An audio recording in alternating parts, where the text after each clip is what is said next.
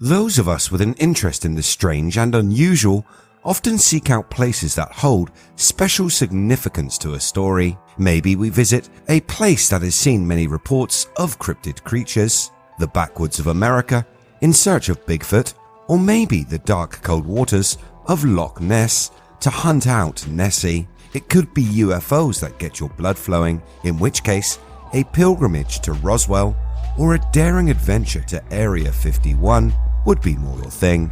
But what if there is a place that could captivate and hold the interest of both groups? A place that has a collection of odd relics that fascinate and intrigue. Would you go? Well, if you would, you are in luck, as such a place does exist, and it's called Merrylin Cryptid Museum. Let's take a look. Welcome to IF, videos on history, mystery, and the strange. Hit that subscribe button and ring the bell so you never miss a video again. Merrylin Cryptid Museum is said to offer us proof for the existence of mythical beings. Many point to the relics as proof of the supernatural. Others say it's all an elaborate hoax. The museum showcases what it claims to be real remains of a variety of fantastic creatures ranging from dragons to aliens. The collection of photographs reportedly show the skeletons of fairies, dragons, werewolves, and many other mythical creatures that have been featured on websites such as ufunk.net and Metro. Bizarre skeletons of winged humans, bodies of mythical animals, and even extraterrestrials have been unearthed in this London home. Thomas Merrylin was an 18th century aristocrat with a taste for the unusual and curated the collection of strange and macabre creatures. His collection is claimed to have been discovered in a sealed basement of a London property. When found, the many items that defy science were collected and moved to the museum. This bizarre collection of artifacts is almost guaranteed to creep you out.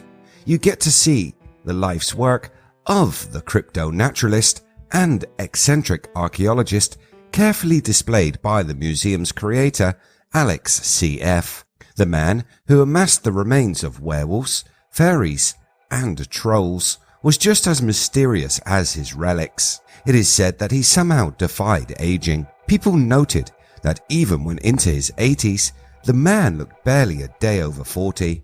This saw many accuse the man of being a practitioner of the dark arts, using evil magics to prolong his youthfulness. He was, however, more akin to the academic circles rather than witches' covens, often being seen in the company of eminent scholars. Encouraged by the support of his learned friends, he wished to share his collection with the world. In 1899, he took a small portion of his specimens on tour across America. Conservative attitudes of the time condemned these creatures, calling them blasphemous. His reaction was severe and the tour was cancelled before it reached California. He displayed his items enclosed in boxes, and many resembled withered skeletal remains.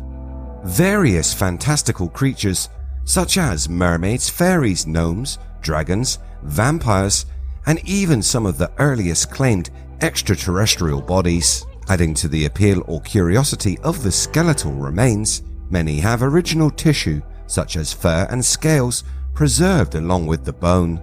Not all the specimens are creatures that would be considered mythological. There are also the remains of a few dinosaurs.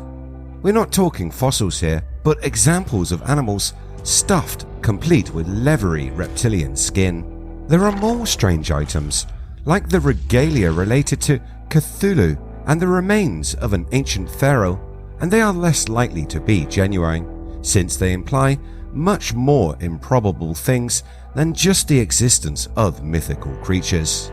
After a video of the collection went viral, many began to look into the claims of the museum. No record of an ageless cryptozoologist named Professor Thomas Theodore Merrylin was found, and many alarm bells rang when it was discovered that the curator, Alex C.F., is also an illustrator, artist and sculptor with a penchant for all things dark folklore and animal mythology. This has led many to say that the ageless cryptozoologist Thomas Merrylin, although an intriguing figure, is nothing more than fictional, a character created from the mind of the London-based artist.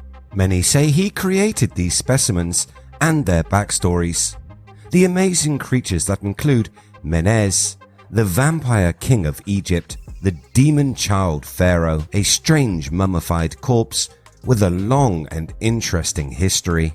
And something else nearly as long as this pharaoh's history is the practice of making fake specimens to display at museums, freak shows, and curiosity shops. Many fake cryptid specimens were created through sewing together parts from different animals. One of the best known incidents of this type of fake would be the Fiji mermaid. The Fiji mermaid became known to many at its height of popularity in 1842. Dr. J. Griffin of the British Lyceum of Natural History presented the stuffed remains as the real deal. The yarn that he spun told of how he had found the mermaid off the coast of the Fiji Islands in the South Pacific. Dr. Griffin said he was then approached by the world-famous P.T. Barnum, who wanted to purchase Dr. Griffin's mermaid and display it at his Museum of Wonders. The bizarre stuffed creature was displayed. However, it was quickly revealed to be a fraud. It turned out that P.T. Barnum and Dr. Griffin had been working together from the start. Dr. Griffin was not even a real naturalist, but a conman named Levi Lyman. The Fiji mermaid was constructed by sewing the tail of a fish to the torso of a monkey, creating something we see as laughable today, but back in the 40s could have convinced at least a few people, or enough that the men could have made a bit of money from the showing of it. The Fiji mermaid most likely dates from around 1810. Those that research the origins of the mermaid say that a Japanese fisherman sold it to a British sea captain called Samuel Barrett Eads in 1822. Captain Eads tried to make a profit by presenting it as a genuine mermaid to people back in the West. After the sea captain passed away, his son inherited the mermaid and then sold it to showman P.T. Barnum. In somewhat of a twist, the Fiji mermaid does have some value, but as a cultural relic, not a zoological find. The practice of sewing the tails of fish to the upper bodies of primates was considered an art form in Japan and the East Indies. The creation of half-monkey, half-fish figurines to be used as religious idols. Getting back to the creatures from the museum, the art of creating hoax animals did not end in the 1800s. In fact, with today's technology, it may have become even easier to build an animal that could fool many, even science. An example of this was seen when during a Photoshop contest, human skeletons were superimposed onto paleontological excavation sites, this giving the appearance that the bones of giant humans were being unearthed. This brings us to the question that anyone who sees the specimens at the Merrylin Cryptid Museum has to ask: could the creatures be genuine? The answer may be as ambiguous as the collection's origins. Some specimens are undoubtedly real, but others have a dubious history. If we take the Cthulhu artifacts as an example, if these were indeed genuine, then that would mean the world created in H.P. Lovecraft's fictions would also need to be real. Thankfully, it is not. Some of the museum specimens also break with what is known about biological and physical laws. If these specimens were genuine, then the world, or at least the scientific community, would have to revise what it believes to be mythical. Another specimen that would require science to rewrite everything that it knows about the human anatomy are the remains of a lycanthrope, or a werewolf as it is more commonly known. The specimen is claimed to be from a human in the process of transforming into a wolf or lycanthrope. Currently, we cannot draw any conclusions since none of these specimens have been handed over for closer scientific examination, and I for one hope it stays this way.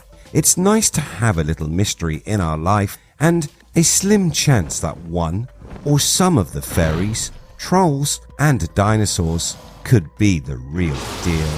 Which of these specimens do you think could be real? Have you or will you visit this museum? What other famous anomalous specimens have you seen? Let me know in the comments below.